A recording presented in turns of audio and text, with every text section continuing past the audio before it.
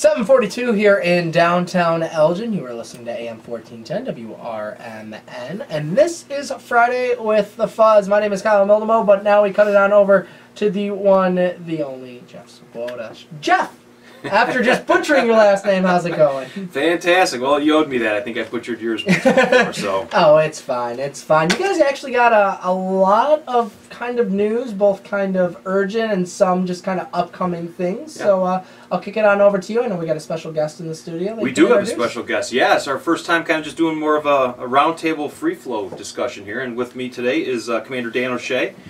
So we're going to, so first of all, good morning, Dan. Good morning. So we are kicking it off, and we're going to talk about many of the things that have been happening in the Elgin Police Department over the past week. And we've got some recruiting going on. We've had some crime issues going on. We had a suspicious incident that got a lot of attention on our social media on Facebook. So Dan, you want to talk about that first of all? What happened with the suspicious incident? 2 nights ago, there was an incident in the 400 block of Jefferson Avenue. An individual saw a kid riding his bike down the street, and then he saw 5 guys get out of a car, run over, knock the kid off the bike, and then kind of beat him up a little bit, and then drag him to their car and drive away. The officer, or the person who was sitting in his car, watched all this, called the police. The police went out there. We did find a bike on the sidewalk. Nobody else around. They worked on it all night long. The detectives worked on it. We tried to pull video surveillance from everywhere, canvass the neighborhood. All we literally had was one individual say, "This is what happened." So sometimes people don't see things or see things the wrong way. So while we want to believe the person and we're investigating it, we've only had one complaint. Detectives kept working on it. We decided we better put it out to the public because if it did happen, we want all the help we can get. So we threw a press release out yesterday, and then we also put it on the Facebook. And probably within, not even within an hour, I would guess, we got calls to the detective division, and it turned out that the incident did happen. However, it wasn't a criminal incident. It was a juvenile on the bike who had decided to run away from his house, and his older brother was mad at him because he had to go out and look for him. So his brother and some of his brother's friends went driving around and found his younger brother and took matters into their own hand of dealing with brotherly justice.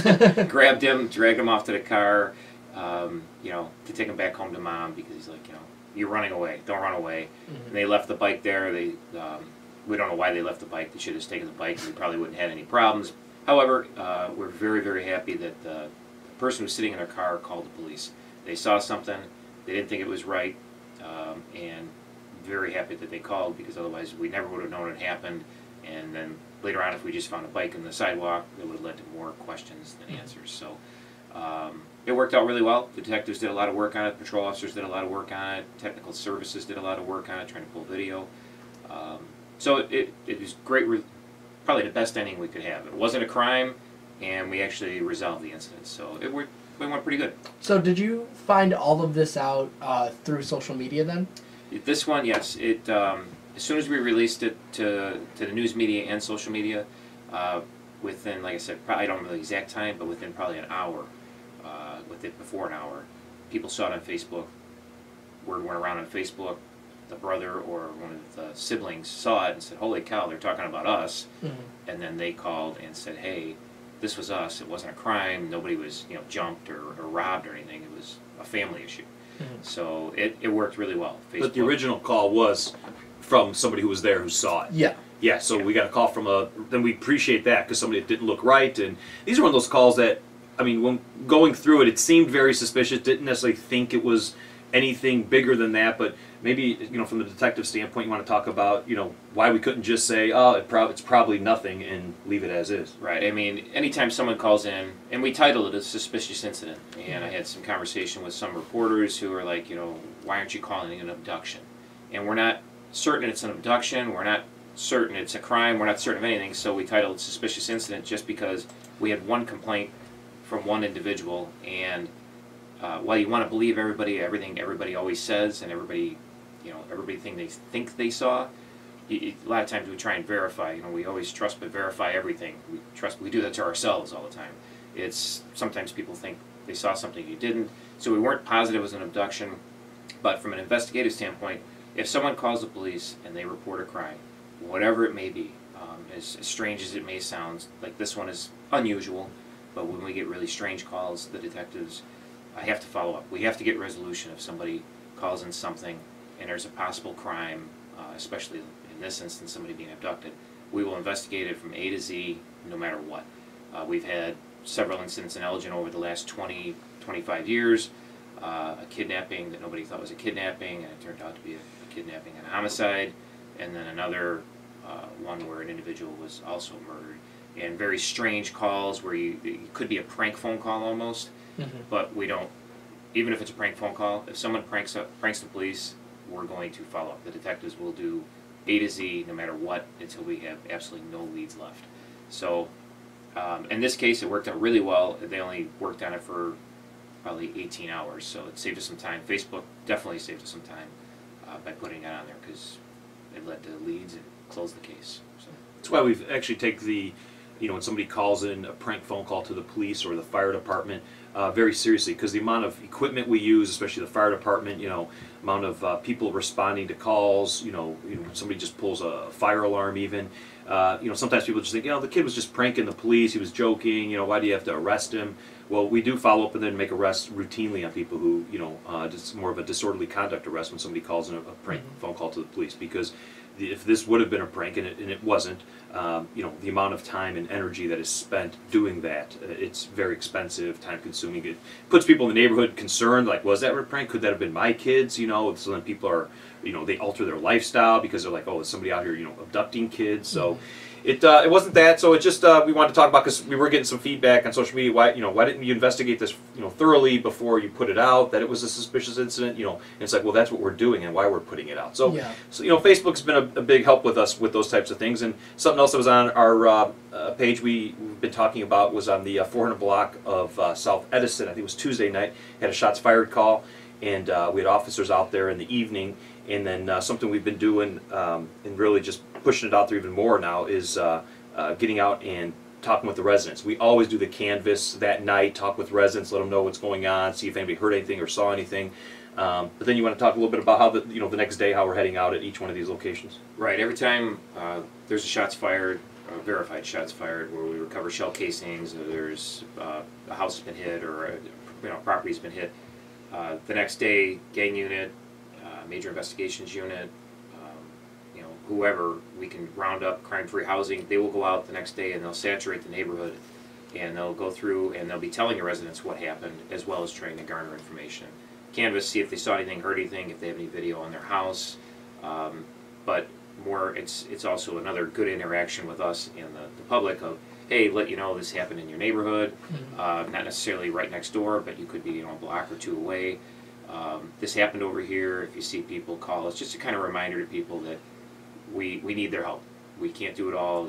We could have 1,000 officers. It's not going to solve any of the problems. We need everybody's. We need everybody. If you see it, report it. That the old saying. So our units have started doing this in the last, I don't know, couple, 6 months, a year, where they go out the next day and they're knocking on doors and talking to people, just letting them know what's going on in the neighborhood.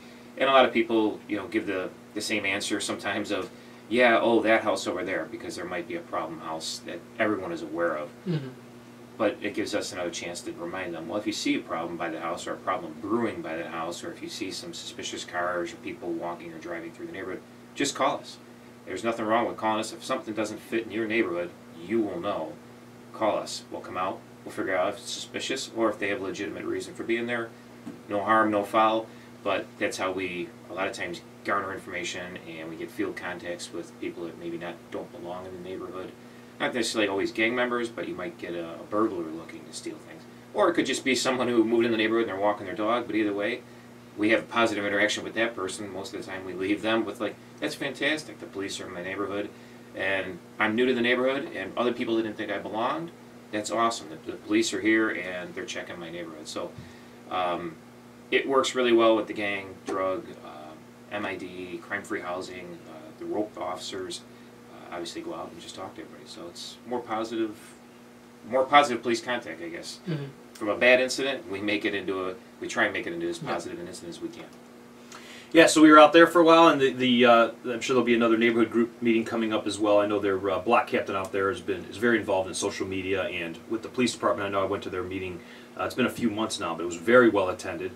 And so we thank everyone over there in the neighborhood on South Edison and coming out. And if anybody has anything, let us know. Because one of the things we've really been working on is the idea that getting more people involved and showing up at the neighborhood meetings beforehand. And Dan, if you could talk a little bit about our beat officers and how often they're going to the neighborhood meetings to kind of what reports they give at each one of these neighborhood meetings before incidents happen. Even when there's nothing going on, what kind of reports we're given. The beat officers, specifically, a lot of times it's afternoon shift, but day shift does have them as well. The beat officers go to all the neighborhood meetings with all the neighborhood block captains.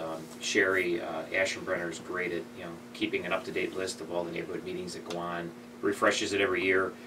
The afternoon shift officers, like I said, patrol. They know who's in their area, who's in their beat, when the block captains meet, when all the neighborhood groups meet, and they call out a service. They go to all these meetings. They hear from the block captains ahead of time and say, hey, we got this issue in our neighborhood, or is there any issues in our neighborhood? And the patrol officers will pull all the information out of the records management, or they'll get it from Christie, Hilton, and they'll get all the current incidents, what's happened in the last 3, 4, 5 months, or last month, depending how often the meetings are. And they'll go there and they'll provide the residents information of, hey, just so you know, this house over here, it got broken into, or a car got broken into. And a lot of people in the neighborhood didn't know that necessarily. And they're like, oh, and it kind of goes back to our like it, lock it, remind people, lock your car doors at night, close your garage doors at night. And if everybody comes to those neighborhood meetings ahead of time, they're less likely to become a victim afterwards. If they, oh yeah, I guess I didn't really think about that was going to happen in my neighborhood. And so it reminds more people. So it also helps them get to know their neighbors. And if they know their neighbors ahead of time, then they know who doesn't belong in the neighborhood. And then they can make those phone calls to us when they see people that they didn't necessarily, weren't sure if they lived there or they were there. But now they're like, oh, that's my neighbor from a block over. It helps build a neighborhood, it helps build trust in the neighborhood, it helps reduce crime in the neighborhood, and then they get to know the officers in the neighborhood. So a lot of these officers will even give them their own cell numbers. And they provide them, hey, if you see something and you didn't get the response you want, or if it's something you don't necessarily want to call 911 for, and you just got a question, just call me.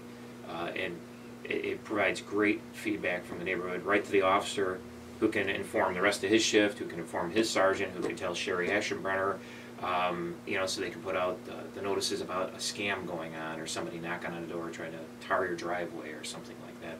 So we really push people to be involved in their neighborhood meetings. It's their neighborhood. Yes, we're the police to be there to protect them, but we can't do it without them. So we want them to all know each other, and as long as they all know each other, it helps them, and then it helps us. So. How have you seen maybe community interactions change? Because in the past, couple of years, there's been, and we've talked about this before, there's kind of been a little bit of a bad attitude towards the police. How have kind of these interactions helped in any way? The interactions help tremendously. The national media, we've all seen the bad light put on police, and they seem to focus on the one bad incident in every city, and not just one, but there's been multiple incidents of bad police behavior. But the media likes to hone in on that. And at one of the meetings we were at a couple weeks ago, one of the speakers, it was a community group meeting, said, don't let the media control things. And the media tries to spin this big problem in policing, and there is a problem, but with a very small percentage of the police, a very small percentage. So to not get to that point in your town and not to have it blow up, we go out and we have all these positive interactions ahead of time. The neighborhood meetings, the Citizen Police Academy, the Spanish Citizens Police Academy, our Citizen Police Academy Alumni Association, all the neighborhood meetings we go to, the quarterly meetings with faith-based group. We want to be ahead of the curve, and then when something does happen, because it's going to happen. It's a city of 115,000 people. Officers are going to make mistakes. And we know that. I mean, they're human too, and when they make a mistake, we don't want it to blow up into what's happened in some of the bigger cities or some of the smaller towns that have not been out on the forefront of talking with the community ahead of time. We want to be ahead of that. So when there is an incident, and it's going to happen, we can sit there and say, okay, let's sit back, let's talk about it. We know we messed up. We know the officer made a mistake, whatever it may be, serious or not serious. but we don't want backlash and all this. You're inclined to get angry at a stranger way faster than you are inclined to get angry at a friend or someone you have some type of relationship with. So as long as we can reach out to as many as we can, we're not going to know all 110,000 people in the city, but if we know 50,000 of them, our chances are so much better of being ahead of the curve if something bad happens. And I think that, Dan's right, and I think when we're taking the approach that, whatever number you want to put on policing, 99% of officers, 99.5% of them. So it's really important to support those 99.5, but we also recognize that it's also our jobs as police administrators to find if there's that 1% or 0.5, half a percent of officers whose conduct does fall below the standard that we're looking for. So you can have both sides. People, we need to support the police, and we say we appreciate that, and we do. But we also recognize in policing that our tactics do matter. It's not reduce crime at all costs. How we treat people, how we deal with people on traffic stops, people in neighborhoods where there's crime and police go in and have to try and root out the crime. At the same time, we don't want to be a occupying force of going in with martial law and walking down the street and talking to people, talking down to people. It's more about just engaging, and it's all about, as Dan said earlier, if we get engage the community, it doesn't matter how many officers we have. There's only 182 officers, right? And as Dan said, 115,000 people or so. So you're never going to have enough officers to have a one-on-one relationship. But as we're continuing to recruit, one of the things we want to hit on here as well is we're going to be hiring, we're testing for police officers this summer. And one of our big pushes is to really get people from Elgin to become police officers. And and we do. We have a lot of homegrown kids, Larkin High grads, Elgin High grads that are now police officers here. And when they go to community meetings, they know a lot of people. So, one person doesn't know all 115,000 people, but I'm pretty confident that probably an officer or someone working within the police department probably knows somebody or knows every single person in this community. So, as Dan said earlier, our goal is that people recognize that the Elgin Police Department does belong to the community of Elgin, and so we need their help in identifying where we can improve, what we're doing well. Support us when we deserve supporting, and also challenge us when people don't see that or think we're doing something that we shouldn't be doing, or don't like the way we handled an incident. So we're all about that. So I guess the key with this is making sure the engagement, as you're talking about, is there. And one of the things that I wanted to talk about as well was crimereports.com. Also on Wednesday, I got a call, or actually I was actually walking, and somebody asked me about, was there shots fired over on Edison? And I said, let me show you something. I brought up crimereports.com, and I said, look, if you go in this neighborhood and you can find it, and look, and they said, oh, I could do that in my neighborhood. I said, yes. And so just reminding people that crimereports.com is a great way also to stay in touch. Gets uploaded every hour. Now it's after the report is done, so sometimes reports take a while before they're actually uploaded into the system. But so it's not at the exact moment. Accidents and things are real time, but a shooting investigation will take some time before that gets cleared through the supervisor. But then within a day or so, it'll all be there for people to see. So just a reminder for everyone to go into your neighborhood, crimereports.com. It's a great tool. It's free to the community. They can find out all the different interactions that the police are having, and there's some upgrades coming. We're going to be able to put some of our neighborhood meetings out there, and there's not a neighborhood meeting. I think there's probably a neighborhood meeting every single night of the week, and we have officers at every one of them. So as Dan was talking about, that engagement is so key. So real quick, you want to talk about the recruiting efforts that we have coming up here this summer? We are testing in June, and we do it through the National Testing Network. Our recruiting team is out there. They obviously, Katie Potts is one of the key players in it, and they have been hitting all the colleges, universities around the Midwest. They pushed it out through this National Test Network. We are going to we're talking about, and I believe we've finalized, we're going to host one of the tests actually here at the Elgin Police Department through this National Testing Network. So we're trying to get people from Elgin involved. We want, you can have college and military mixed or four-year degree. We'd love to have people from Elgin obviously apply, so we're going to hold a test here. We're anticipating, I believe the test is in June, I believe. I think, June and July we're going to be testing multiple times. So hopefully we want to continue to draw the, we're pretty fortunate. We have officers that come from other communities and work here at Elgin Police Department. I think probably more than any other police department. We seem to attract a lot of police officers from other towns because we feel that we are doing things right here, and officers want to work here. Not necessarily the highest paid, we're probably the middle of the road as far as pay, so it's not about money, it's about job satisfaction. We like to bring officers on who want to work and be engaged in the community, and officers don't want to be bored. They want to feel like they're part of the movement to change the way police are looked at and how policing is done, and they want to come here and work. So we want everybody, please come out, tell everybody, tell your aunts, uncles, nieces, nephews, graduates, whatever, ex-military. We love them as well. Bring them out, have them test, and come work for us. We actually, sorry to interrupt, Jeff, we actually have a call coming in right now. If you guys want to put on the headphones, you'll be able to hear a little bit more. But we got Eleanor with us right now. How's it going, Eleanor?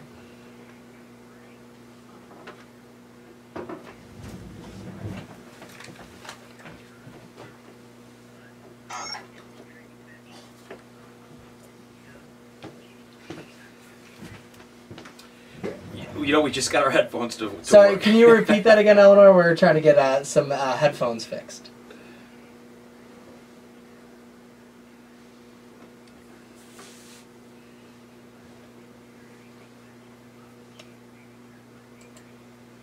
Yeah, our Chiefs meeting is very well attended. As you know, Eleanor, you're always there, and it's actually Eleanor brings the cookies for everyone. Oh, nice. Yeah, it's always very nice. But yeah, we get a great exchange of what's going on. I know Commander Lally recently did an update on our body-worn cameras. We talk about all the crime issues that are going on, some of the events that are coming up and how they're going to impact the police, and also 311 and how people can report issues of potholes and lights being out. Just a lot of things going on. So you're right. The Monday Chiefs meetings are a great way to, you have usually the entire command staff there. So if you need something or need some answers from the Elgin Police Department, there's never an excuse to not know what's going on. So thank you for that reminder.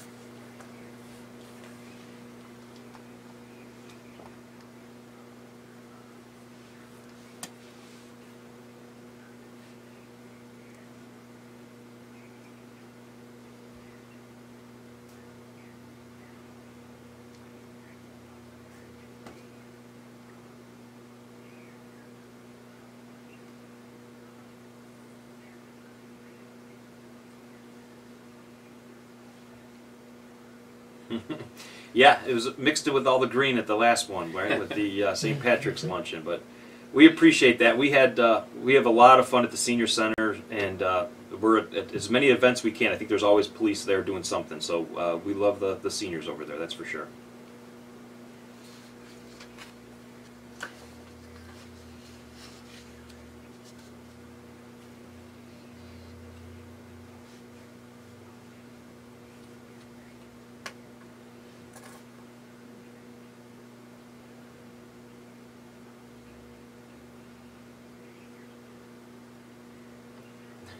Yep.